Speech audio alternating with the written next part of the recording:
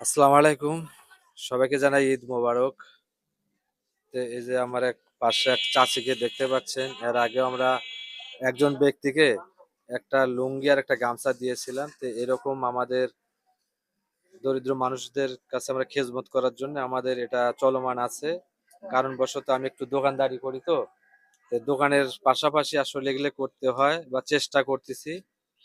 আসলে হয়তো সময় সাপেক্ষে হয়তো তাদের বাসায় তাদের খোঁজ খবর নিয়ে তাদের জিনিসটা দিতে পারি নাই। আমি আমার দোকানে নিয়ে আসছি, কারণ দোকানদারি করতে হয়, একটা ঈদের বাজার, আর বাজার আমার দোকানটা একটু মানে আমাদের যে বাজারটা আছে বাজার একটা প্রাণ কেন্দ্রে।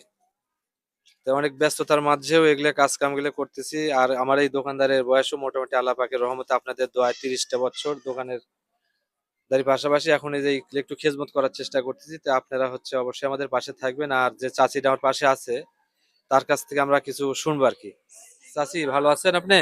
ভালোই আছি বাবা। তাহলে আপনার ফ্যামিলিতে এখন কে কে আছে বা কিভাবে আপনি জীবন যাপন করতেছেন একটু বলবেন? আমি একলাই থাকি বাবা, একটা বেটা ছিল মারা গেছে, স্বামী নাই, বাড়ি ঘর নাই, মানুষের জায়গা থাকি। বাড়িঘর নাই বলতে আপনি হচ্ছে যে যেখানে থাকেন এটা আপনি কার কার মানে বসত ভিটা বা কার বাসায় থাকেন, কিভাবে থাকেন? আমারই বাড়ি আসছিল, জামাইকে রেখে দিছে থাকি দিয়ে।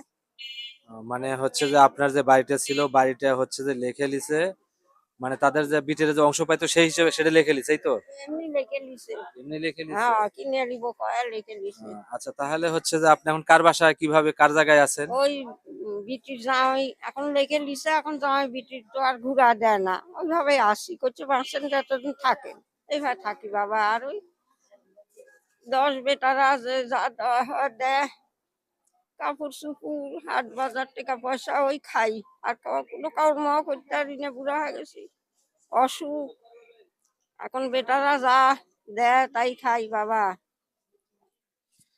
দেখ, প্রিয় বন্ধুরা, শুনলেন তার কথা। একটা অসহায় মানুষ মানে কিভাবে কথাবার্তা বলতেছে, আসলে তার সংসারে কোনো ইনকাম সোর্স নাই। বন্ধুরা হচ্ছে যে এই যে আমরা ভিডিওটা বানালাম, আসলে আপনারা তো দেখেন নাচ গানের ভিডিও গুলো শেয়ার করেন, আমরা যে একটু ভালো কাজ করতে চাই আপনাদেরকে সাথে নিয়ে, আপনারা আসলে আমাদেরকে হেল্প করেন না।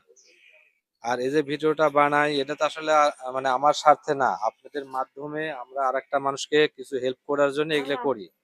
তো বন্ধুরা অবশ্যই একটু ভিডিও গুলো শেয়ার করবেন। আপনার শেয়ারের মাধ্যমে হয়তোবা অন্য কারোর কাছে ভিডিওটা পৌঁছলে এমন কোনো দানশীল ব্যক্তি আছে যে হয়তোবা সে বললো যে এই অসহায় মানুষকে কিছু দান করলাম, এরকমও তো হতে পারে, তাই না? তো বন্ধুরা, এই যে আমার কাছে হচ্ছে যে দুইটা শাড়ি আছে আপাতত। আর একটা শাড়ি এই চাচিকে দিব, আর একটা শাড়ি কাকে দিব আপনারা অবশ্যই কমেন্টে জানাবেন।